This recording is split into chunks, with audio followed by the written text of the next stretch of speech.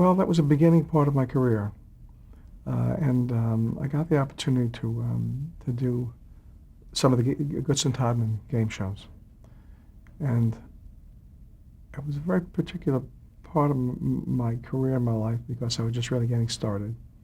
Goodson and Todman were big game show producers, and when I would go in with the theme, actually Mark Goodson was the one involved. Bill Todman would usually come out and say hello and shake my hand and leave. But Mark Goodson was kind of involved in the concept and the style and everything. And they had an office, Goodson Todman, on the 32nd floor, 30th floor of the Seagraves Building in New York. It's kind of a landmark building.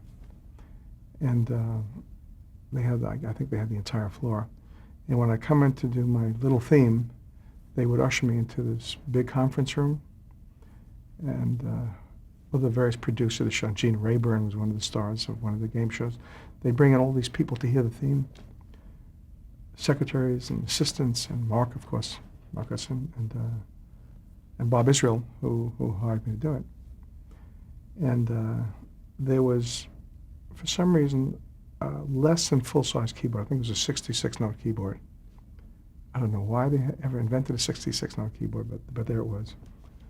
And I would hear these themes in my head. I would hear the instrumentation, this was before making demos.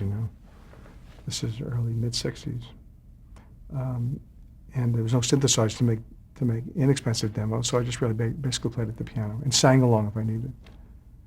And so I'd hear all these instruments in my head, but I could only just play what I could play at the piano. And Mark Goodson used to stand next to this piano, and he'd kind of lean on the piano like this, and he smoked a cigar at the same time. See, he would stand like this and smoke a cigar, and I would be at the piano trying to make the theme sound as good as possible.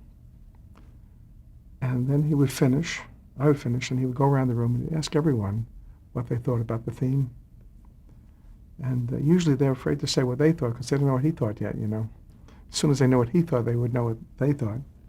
So they would say, oh, it was a good beat, or it was a nice rhythm, whatever they would say. And finally he would say, let's hear it again.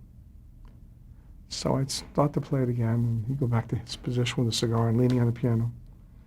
And sometimes, while I was playing, I'd be more confident now. I'm in my early 20s, maybe 24, 25 years old, and happy to have the job. And I start to play again. I start to see his foot tapping like this. And when I see his foot tapping, I knew that he liked the theme. So I ended up doing Match Game to Tell the Truth. That actually had a lyric to it. The producer of the show wrote the lyric to it.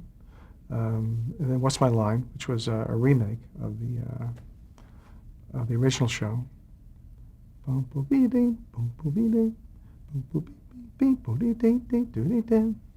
some reason it comes back to me on that. Now, since there were no characters, what did you sort of hang on to in order to write those themes? What did you use? Well, game shows, I think still, I hardly watch them, but when I'll sometimes flip channels and I'll hear a game show on the air now, they seem to have all the same colors. They're very up, they're bright, they're tuneful, they're quick, they're snappy, they're colorful. And I think to tell the truth, lies, lies, and telling you lies, is the words that are called at the beginning. But basically, the game shows need just to be up and snappy, just to be colorful and bright, and the wheels spinning and colors. And also, they used to do, and they still do, I think, 4 or 5 in one day.